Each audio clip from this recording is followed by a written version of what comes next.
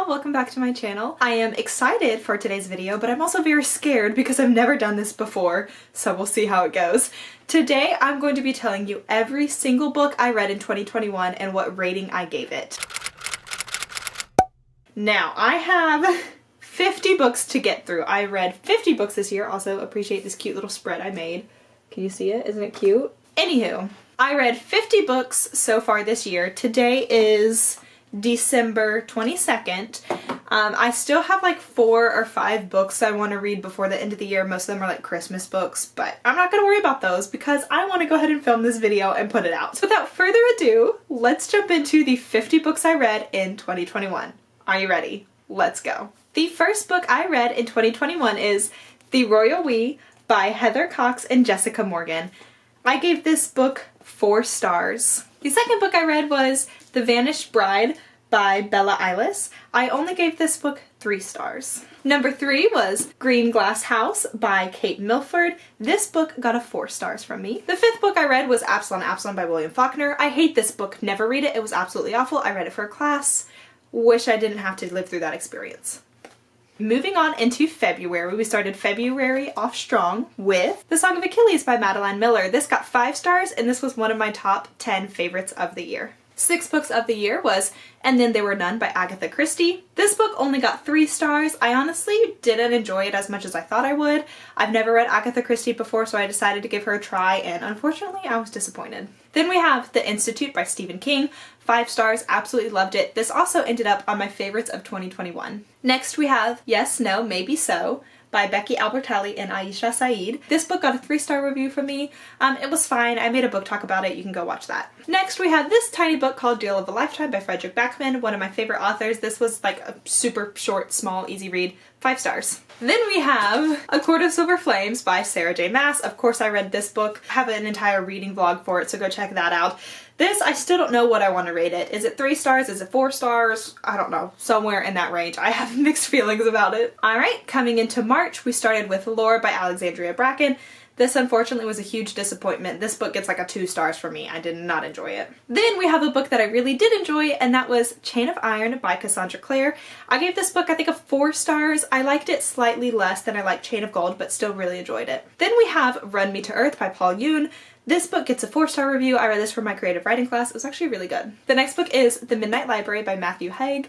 I loved this book. This is also on my favorites of 2021. 5 stars. Up next we have Circe by Madeline Miller. I did not like this one as much as Song of Achilles, so I only gave it 4 stars, but it was still really good. And the final book I read in March was The Thousandth Floor by Katherine McGee. I actually really loved this book. I loved the entire series. I binge read it. And this ended up as an honorable mention for 2021. Then I read the other 2 books in the series at the beginning of March, and that is The Dazzling Heights and The Towering Sky. All of those books in the trilogy were like 4 stars, but I still really enjoyed them. They were so much fun. Then I read another book for my creative writing class, and that is There's Something I Want You to Do by Charles Baxter. This is a collection of short stories. It was really good, and it was fun to read for my creative writing class. Next, we have The Peacock Emporium by Jojo Moyes. I gave this book 3 stars. And the last book I read in April was Eye Contact by Kami McGovern. This book got a 4-star from me. It was actually really, really good. It's another thriller type book. And I got this out of like a blind box at my library, and I had so much fun reading it. Okay, moving into May. We started off May strong with The House in the Cerulean Sea by TJ Klune. Loved this book. 5 stars. It's on my favorites list. Then I read Serpent and Dove and Blood and Honey by Shelby Mahurin. These books I gave 3 stars each. They were fine, but I didn't think they were worth all the hype they were getting in this spring and summer. Alright, in June I read 2 books. I read Malibu Rising by Taylor Jenkins Reid. I loved this book. This book was a 5-star for me. I love Taylor Jenkins Reid. She never fails to deliver. And the second book I read in June was The Lion's Den. And this book got 4 stars for me. It was fun, it was wild, it was crazy. Think like the Kardashians if they were involved with like murder or something. That's kind of the vibe. It was good. Alright, moving into July. The first book I read in July was Lovely War by Julie Berry. I absolutely adored this book, 5 stars. This is actually my favorite book of 2021. The second book I read in July was Strange Gods by Allison Kimball. This book is actually really cool because this is the first ARC I've ever received from an author. I read it for her and I gave it a review. You can check out my review on Goodreads, on my Instagram, and I think on Amazon. It was a lot of fun actually, and I enjoyed it, so I'd give it like 3.5 stars. Oh, July was a big reading month. Alright, so the next 5 books I read in July. Let me grab them real quick. In July, I also read the entire Trials of Apollo series. I'm not going to go through each of them because I read the entire series, but it was so good. It was so much fun. I'm so glad I read these. I adored them. They're all like 5 stars now in my mind. Alright, and the final book of July was another one that made it onto my favorites of the year, and that is One Last Stop by Casey McQuiston. This book, y'all, so good. 5 stars. It's amazing. Go read it. Moving into August, I read The Guncle by Stephen Rowley. This was also a 5-star book on my favorites list.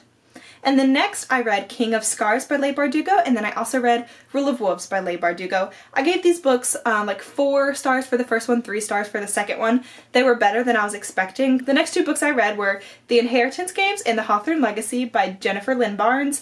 These books are like 2.5, 3 stars for me. I was kind of disappointed, but I was intrigued enough that I read the second book. I don't think I'll be finishing the trilogy though when the 3rd book comes out this year. I just don't have much desire to. Alright, now we're moving into October. In October, I read The Southern Book Club's Guide to Slaying Vampires by Grady Hendrix. This was really fun. I read it with my book club. It was a wild time. I think I gave this book 4 stars or maybe 3.5 stars. Next, I read The Diviners by Libba Bray. This was like a 3-star book for me. It was kind of a letdown, but I think I would have enjoyed it more if I read it during high school. Up next, we have Then She Was Gone by Lisa Jewell. This is a 4-star book for me. It's kind of a thriller, mystery. It was pretty cool. Next up, we have another Matt Haig book, and that is How to Stop Time. This book was very enjoyable. I gave it 4 stars. And then the next book on this list is The Spanish Love Deception. I cannot remember who wrote this right now. My mind's blanking, but y'all know The Spanish Love Deception. It's everywhere right now.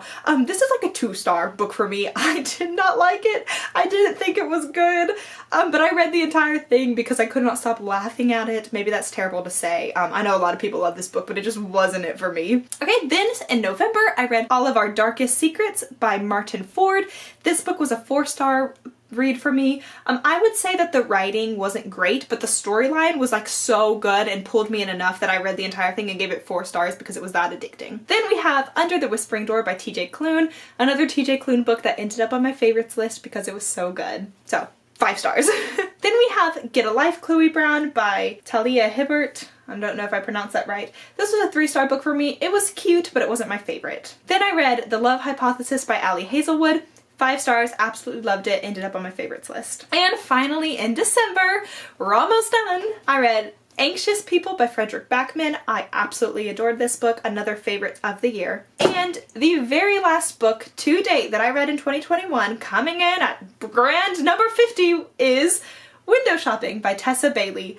This book is super short, super fun, very steamy, but it was like a cute little Christmas read. Those are all 50 books I read this year. This year, I think, was a really good reading year for me. I had many 4- and 5-star books, which was great. And I'll go ahead and show you the 2 that I'm reading right now. 6 Crimson Cranes by Elizabeth Lim, and then also The Holiday Swap by Maggie Knox. I'm currently reading both of these, so I'll finish these 2 by the end of the year, I'm sure. And then I also have a couple Christmassy books that I want to read over the next couple days, so we'll see if I get around to those. Thank you guys so much for watching this video. If you like this video, give it a big thumbs up, and comment down below some of your favorite books from 2021. Thanks for watching, and I'll see you guys next time. Bye!